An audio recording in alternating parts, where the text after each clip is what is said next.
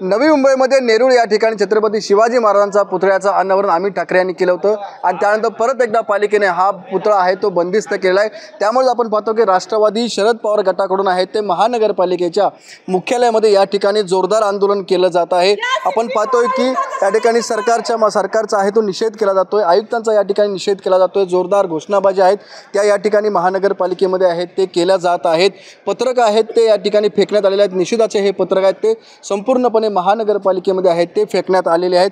आपल्यावर या ठिकाणी कार्यकर्ते आपण त्यांच्याशी बोलूया की काय हे आंदोलन करण्यात आलेलं आहे, काय कारण आहे हे तुम्ही आंदोलन केलेलं आहे महानगरपालिकेमध्ये।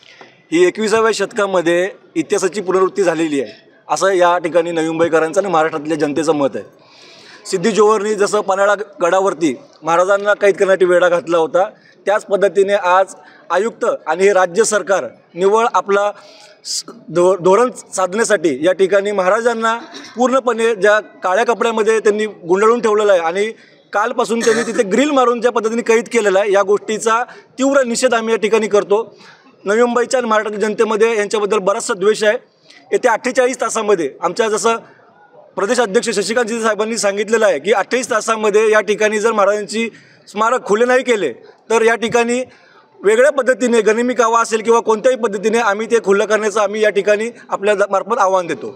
महानगरपालिकेमध्ये तुम्ही ठिय्या आंदोलन केलेलं आहे, काय कारण आहे? म्हणजे महानगरपालिका ऐकत नाही आहे? गेले कित्येक महिने झालं शिवाजी महाराजांची प्रतिमा, छत्रपती शिवाजी महाराजांची प्रतिमा तयार स्वरूपाची असताना जर ही महानगरपालिका त्याचं उद्घाटन करून लोकार्पण सोहळा करत नसेल तर मग ही पालिका ऐकत नाही आहे। कारण आता येऊ घातलेल्या इलेक्शनच्या तोंडावरती सत्ताधाऱ्यांना त्याचं श्रेय मिळण्यासाठी या पालिका आयुक्तांचा त्यांच्याशी संगनमत करून ती पालिका परत झाकून ठेवण्यात आलेली आहे। त्यामुळे आम्ही या ठिकाणी त्यांचा निषेध करत आहोत। आपण पाहतो की राष्ट्रवादीच्या कार्यकर्त्यांनी ठाण या ठिकाणी मांडलेलं आहे, निषेध आंदोलन सुरू आहे आणि जो पण या ठिकाणी 2 दिवसामध्ये जर महाराजांचा पुतळा परत जर ओपन केला नाही, अनावरण केला नाही तर मात्र गनिमी काव्याने आम्ही तो पुतळा परत एकदा त्या पुतळ्याचं अनावरण करू आणि जे काही कपड्यांनी तो बंद करण्यात आला तो कपडा पूर्णपणे फाडून टाकू अशा प्रकारचं आव्हान या ठिकाणी राष्ट्रवादीच्या कार्यकर्त्यांनी दिले। आणि पडेल एबीपी माझा, नवी मुंबई। एबीपी माझा, उघडा डोळे बघा नीट।